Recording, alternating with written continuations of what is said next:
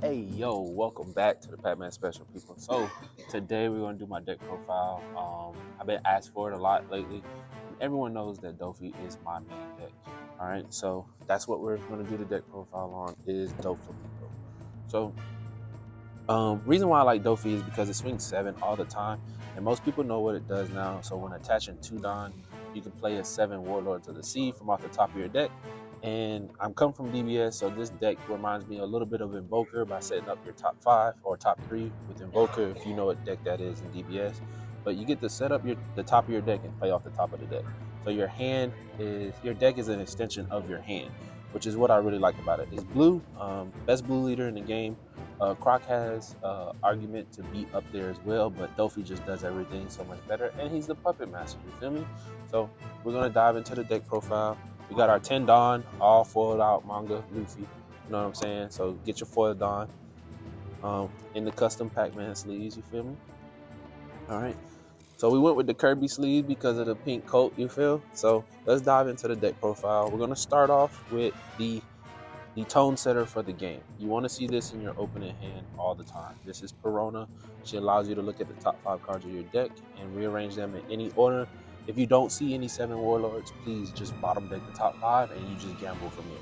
All right. A lot of the times, if you don't see the 7 Warlords on the top 5, by you being able to bottom deck, you will most likely hit on the next, random 7 swing that you use. Okay. Then we have our other 1-drops, which is your blocker. This blocker is just so much value. I've tested it at 3. It's definitely some merit to doing that because it doesn't have any combo power, and you can always grab it back. And I'll show you how to do that later. But I stuck with 4 because it's just a 1K blocker. Just tap it, tap 1 Dawn, play it, and then you have your 1K blocker on the board. So turn 1, you want to see a combination of these. Perona is a must. All right, we do have a backup card for Perona, and we'll dive into one of the events I play right now, which is Desert Spada. I run it out of 2 of great trigger, draw 2, pitch 1, so it's +1. And on swing, you can counter for 2K and rearrange the top 3. Doesn't look as deep as Perona does, but it does still give you value there. The next card is Alvida, and a lot of people only use Alvida for 2K, but I've had several games where I played this against like Zoro, Law, because it helps keep their board clear, at least for 1 turn, and if they don't deal with it, you just keep generating value. Yes, you have to trash a card from hand, but board control is everything in this game that we call One Piece, right? We want to have board control and maintain our own board presence. The next card that we have is going to be your other top 5 searcher, which is Doflamingo himself. I am working on trying to get some alt arts because this art is absolutely weird looking. He does look anorexic, which is funny, but he's another blocker that you can play off the top from your leader skill, and he helps you look at the top 5 and rearrange them in any order. Then we're going to go into the rest of the 7 Warlords package. Best draw engine in the game, Boa Hancock. 1 Dawn underneath her. She on attack and on block. She does draw a card for you, and she's a blocker. Then I've seen a lot of people cut this down to 3. This is an automatic 4 for me, mainly because of the simple fact that against red, you want to keep their low to the ground cards off the board. Problem cards like Nico Robin, problem cards in green like Okiku, things like that. Keep them off the board so they don't generate any value, and putting non-combo blockers back in their hand. Another cool engine that I maxed out on, and it helps you against the red and the purple matchup for sure, is the Kuma Pacifista package. We definitely max out on this because if we see this here on your top hit from the Dofi swing and you have one of these in hand, when this dies, you can play this for free. And to being able to establish this against red is critical. Due to the simple fact they're going to try to either kill this and then wait for you to play this to jet pistol it. So if this is in rest mode off your leader swing, just protect it to force them to swing into it to make you have the Pacifista. Now, you don't always have the combo, but it's a beautiful combo to have. And there's been several games where I played 2 of these off the top 5, had 2 Pacifistas in hand, or if they don't kill them because they're scared of this, these become 5k attackers. So you just swing neutral, and at some point they have to kill them, because if not, you're just going to generate a whole lot of value for them. The next card is probably one of the most broken cards in the deck.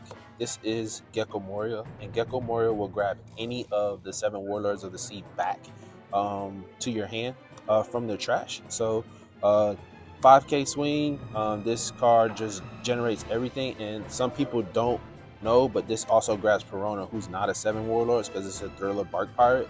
So you can grab this and any of the 7 Warlords of the Sea. And it just generates so much stuff. There was a game where all I saw was Gecko Moria's teaches against Luffy, and he couldn't establish a board. He cleared my board. I reestablished my board, and I stayed at 5 life. I wish I would have recorded that game so you guys could have seen how beautiful Dolphy works without its top end. Another crucial card to help fix your hand is Mihawk, Draco Mihawk. This is your 2k counter for the deck. But if you don't have a really good hand, you can draw 2 cards and trash one with 1 Dawn underneath it, so it becomes a 6k body. But most of the time, you want to swing 7s anyway, because you want to go odds to odds, evens to evens. It's just the way you want to play this game moving forward. As far as my top end, we have 2 Virgos. 5 7s in this game are very, very critical. Against blue in the mirror match, you probably wouldn't play this. Against red, you want to force them to jet pistol and Otama this, so that way they've wasted 5 Dawn. I do have 1 7-drop Dolphy. I've been back and forth on this a lot, and one's been doing really good for me for now. I know my friend Nick was kind of mad because on curve against green, I went 5-7, and then into the coolest looking card in the deck is Draco Mihawk, the 9-drop, and I'm at 2-1-3 split. And with that split, it's been very good for me. There's been arguments to switch this to a 3-2-4 or a 3-0-4. It just depends on your playstyle, and everyone's playstyle is different. So find the top end that's comfortable for you and against your meta, and that way you can determine whether or not you want to, feel how the game works out for you. All right. And then last but not least, we are only running 2 Love Love Mellow. A lot of people are playing this at 4. But the way I play the deck, my hand is kind of a decent size for most of the part. And this helps a lot during the late game, or in the mid game, really, is when I want to see it. I don't want to see it too early, and I don't want to see it too late. So that's why it's at a 2 of. It's a really, really great card, and there's an argument to play it at 4. You can play the 7-drop Crocodile as well. That is another tech card that you can do and make these 1s. But it's just such a heavy Dawn investment with the 7-drop Croc, because you got to play it for 7. It's got to stay on board, and then the next turn you have to attach a Dawn to it. So theoretically, that same Dawn you attach to the 7-drop, you could have just left there and then had the 2 for the Love Love Mellow. But that's pretty much it. That is the deck list for my Doflamingo. Big Dof. I wish I was going to Treasure Cup, so I hope you guys that are Dofy players, you love my deck profile.